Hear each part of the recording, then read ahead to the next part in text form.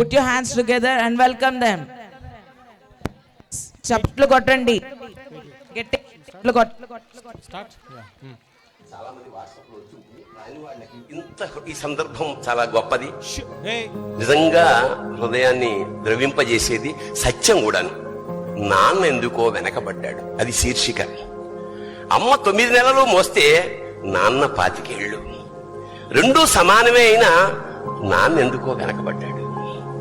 ఇంట్లో జీతం తీసుకోకుండా అమ్మ, తన జీతం అంతా ఇంటికే ఖర్చు పెడుతూ నాన్న, ఇద్దరి శ్రమ సమానమే అయినా అమ్మ కంటే నాన్న ఎందుకో వెనకబడ్డాడు. ఏది కావాలి అంటే అది వడ్డీ పెడుతూ అమ్మ, ఏది కావాలంటే అది కొని పెడుతూ నాన్న. ఇద్దరి ప్రేమ సమానమే అయినా అమ్మకొచ్చిన పేరు ముందు నాన్న ఎందుకో బాగా వెనకబడ్డాడు. ఫోన్లోనూ అమ్మ పేరే, దెబ్బ తగిలినప్పుడు అమ్మా అని పిలవనే, అవసరం వచ్చినప్పుడు తప్ప మిగతా అప్పుడు గుర్తురానందుకు నాన్న ఎప్పుడైనా బాధపడ్డా ఏమో. ఇద్దరూ సమానమే అయినా పిల్లల ప్రేమను పొందడంలో తరతరాలుగా నాన్న ఎందుకో వెనకబడ్డాడు. అమ్మకి మాకు బీరువా నిండా రంగురంగుల చీరలు బట్టలు, నాన్న బట్టలకు దండెం కూడా నిండదు. తనని తాను పట్టించుకోవడం రాని నాన్న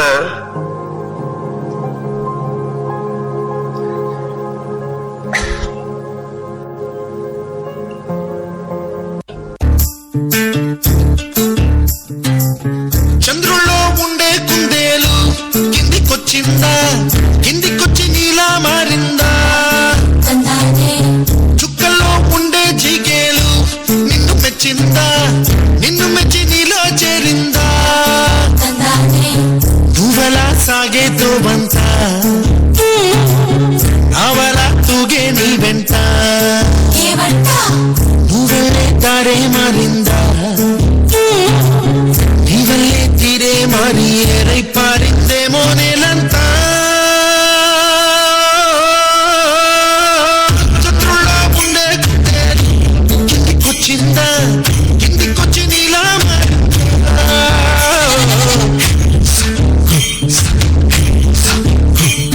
2 సార్లు హార్ట్ స్ట్రోక్ వచ్చింది. ఇంకోసారి వచ్చిందంటే బ్రతకడం కష్టం. నీకు చాలా సార్లు చెప్పాను నువ్వెక్కువ పని చేయకుండా రెస్ట్ తీసుకో అని, కానీ నువ్వు కూతురు ఆనందం అని చెప్పి నీ ఆరోగ్యం పాడు చేసుకుంటున్నావు. ఇలా అయితే బ్రతకడం కష్టమయ్యా. నా కూతురి ఆనందం కంటే నాకేది ముఖ్యం కాదు. తనని ఆనందంగా ఉంచడంలోనే నేను ఆనందంగా ఉంటాను. నాన్న త్వరగా రా నాన్న, నాకు బాగా ఆకలిస్తుంది, తొందరగా ఇంటికి వెళ్ళిపోదాం. మరేం పర్లేదు డాక్టర్, నేను చూసుకుంటాను.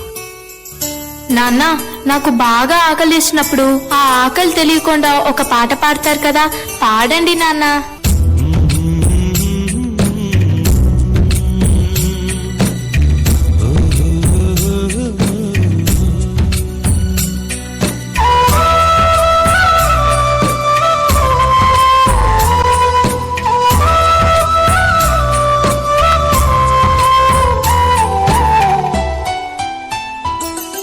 గుమ్మాడి గుమ్మాడి ఆడిందంటే అమ్మాడి, డాడీ ఊపిరిలో మురిసే కూచిపూడి. చిందాడి చిందాడి తుళ్ళిందంటే చిన్నారి, మమ్మీ చూపుల్లో చూడు ఇంత వేడి. నాన్న కాళ్ళు నొప్పొస్తున్నాయి నాన్న. వద్దంటే వినదే పగలంతా ఆడి పాడి, ముద్దైన తినదే పరిగెత్తే పైడి లేడి. చిలకల్లే చెవిలో ఎన్నో సునాడి, పడుకోదే 12 ఏం చెయ్యాలి. గుమ్మాడి గుమ్మాడి ఆడిందంటే అమ్మాడి, డాడీ ఊపిరిలో మురిసే కూచిపూడి. ఏ చంద్రయ్య ఎక్కడయ్యా నా అద్దె డబ్బులు? 6 నెలల నుండి అడుగుతున్నాను, ఈ రోజుకి ఇంకా ఇవ్వలేదు. ఇలా అయితే ఉండొద్దయ్యా. నా ఇల్లు ఇప్పుడే ఈ క్షణమే ఖాళీ చేసి వెళ్ళిపోండి. అయ్యా కొంచెం చిన్నగా మాట్లాడండి అయ్యా, లోపల నా కూతురు నిద్రపోతుంది, విన్నదంటే బాధపడుతుంది. ఎలాగైనా 2 రోజులు మీ డబ్బులు కట్టేస్తానయ్యా. ఏంటి చిన్నగా మాట్లాడాలా? అద్దె కట్టడం చేత కాదు గాని కూతురు ముందు పరువు కావాల్సి వచ్చిందా? రేపటి కల్లా నా అద్దె డబ్బులు నాకు ఇవ్వకపోతే ఇంట్లో ఒక్క సామాను కూడా ఉండేవను. ఏమైంది నాన్న? ఏం లేదమ్మా, పద పడుకుందాం. నేను మొత్తం విన్నాను నాన్న, నువ్వేం బాధపడకు నాన్న. నేను బాగా చదువుకొని ఒక మంచి ఉద్యోగం చేస్తాను, మనమే ఒక మంచి ఇల్లు కట్టుకొని ఆనందంగా ఉందాం. అప్పుడు ఎవరికి డబ్బులు ఇవ్వాల్సిన అవసరం లేదు కదా. నువ్వేం బాధపడకు నాన్న. ఎన్నెన్నో ఆశలతో పెంచానమ్మ గుండెల్లో,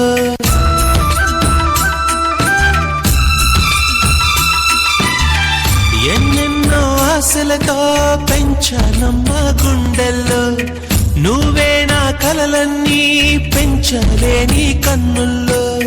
నా తల్లివి నువ్వో, నీ తండ్రిని నేను, ఎవరినెవరు లాలిస్తున్నారో. ఏమైంది నాన్న? డాన్స్ చెయ్యి నాన్న. చిత్రంగా చూస్తుంటే నీ కన్నప్పుడు పొంగిందే ఆ చూపుల్లో పాలవెల్లి. నాన్న, రేపు నాకు ఢిల్లీలో ఇంటర్వ్యూ ఉంది. అందులో కానీ నేను సెలెక్ట్ అవుతే 60,000 జీతం వస్తుంది. ఇక మన కష్టాలన్నీ తీరిపోతాయి. హ్యాపీగా బ్రతికేయచ్చు. నీ ప్రశ్నలు నీవి, ఎవ్వరో బదులెవ్వరుగా. జాగ్రత్తమ్మా, నీకోసం ఎదురు చూస్తూ ఉంటాను. త్వరగా వచ్చేవా? ఖచ్చితంగా ఆ జాబ్ ని సంపాదించే వస్తా. ఏ గాలో నిన్ను తరుముతుంటే అల్లరిగా. మరి నేను వెళ్ళొస్తాను నాన్న, నువ్వు జాగ్రత్తగా ఉండు. ఆగాలో లేదు తెలియదంటే చెల్లదుగా. ఈ జాబ్ నాకు చాలా అవసరం. మా నాన్న నా కోసం ఎంతో కష్టపడ్డాడు. మా నాన్నని హ్యాపీగా ఉంచాలంటే ఈ జాబ్ నాకు రావాలి. బతుకంటే పడి చదువా, అనుకుంటే అతి సులువా. నా బంగారు తల్లి, నేను పని చేయట్లేదు, డబ్బులకి ఇబ్బంది పడుతున్నా అని తాను జాబ్ చేస్తా అని ఇంటర్వ్యూకి వెళ్ళింది. సర్లే, నేను ఇంకా ఎన్ని రోజులు బ్రతుకుతానో కూడా తెలీదు. తనకి జాబ్ వస్తే తనే హ్యాపీగా ఉంటుంది. నా పాపకి జాబ్ వస్తుంది. దేవుడు ఉన్నాడు, జాబ్ ఖచ్చితంగా వస్తుంది.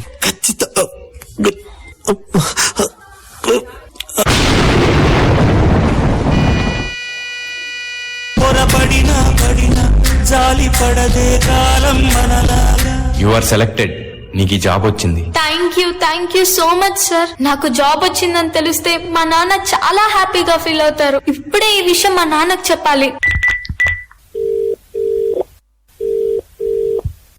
ఏంటి నాన్న ఫోన్ లిఫ్ట్ చేయట్లేదు? సరేలే, డైరెక్ట్ గా వెళ్లి సర్ప్రైజ్ చేద్దాం. ఆయన హ్యాపీగా ఫీల్ అవ్వటం నేను కల్లారా చూడాలి. ఒక నిమిషం కూడా ఆగిపోదేను వచ్చేదాకా. నువ్వు కన్న కలలే నిజమవుతాయి చూడు, అందుకే ఉన్నాడు ఈ నాన్నే తోడు. నాన్న లెగు నాన్న, నాకు జాబ్ వచ్చింది నాన్న, మనం హ్యాపీగా బతికేయచ్చు నాన్న. నాన్న లెగు నాన్న, నాకు భయం వేస్తుంది నాన్న. నాన్న లెగు నాన్న, ప్లీజ్ నాన్న లెగిసి చూడు నాన్న. అందులో కానీ నేను సెలెక్ట్ అయితే 60,000 జీతం వస్తుంది. ఇక మన కష్టాలన్నీ తీరిపోతాయి. హ్యాపీగా బ్రతికేయచ్చు. నాన్న లెగు నాన్న, నాతో డాన్స్ చేస్తావు కదా నాన్న, ఇప్పుడు కూడా చేద్దాం లే నాన్న. నాతో కలిసి డాన్స్ చేయి నాన్న, ప్లీజ్ నాన్న. నాన్న నాన్న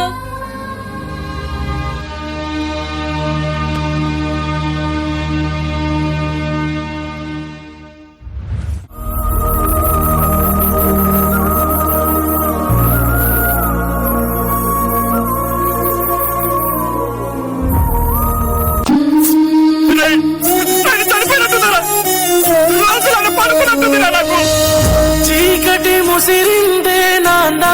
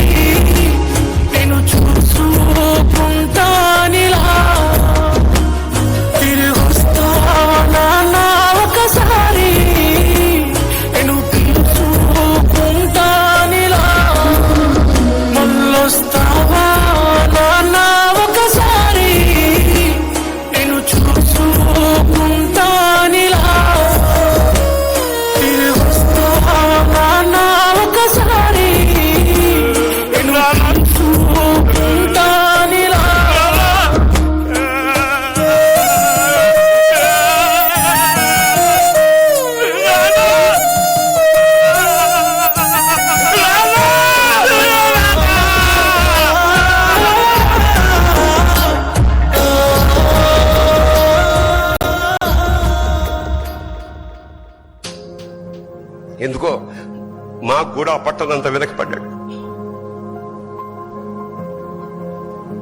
అమ్మకి అన్నో కొన్నో బంగారు నగలు, నాన్నకి బంగారు అంచున్న పట్టు పంచి ఒకటే. కుటుంబం కోసం ఎంత చేసినా తగిన గుర్తింపు తెచ్చుకోవడంలో నాన్నెందుకో పాపం బాగా వెనకబడ్డాడు. పిల్లల ఫీజులు ఖర్చులు ఉన్నాయి ఎప్పుడప్పుడు. ఈసారి పండక్కి చీర కొనొద్దంది అమ్మ. ఇష్టమైన కూర అని చెప్పి పిల్లలు మొత్తం తినేస్తే ఆ పూటకి పచ్చడి మెతుకులతోనే ఇష్టంగా తినే నాన్న. ఇద్దరి ప్రేమ ఒకటే అయినా మా అమ్మ కంటే నాన్న చాలా వెనకబడ్డాడు. వయసు మళ్ళాక అమ్మ అయితే ఇంట్లోకి పనికొస్తుంది. నాన్న ఎందుకు పనికిరాడని మేము తీర్మానం చేసుకున్నప్పుడు కూడా వెనకబడింది నాన్నే. నాన్న ఇలా వెనకబడిపోవడానికి కారణం ఆయన మా అందరికీ వెన్నెముక కావడమే.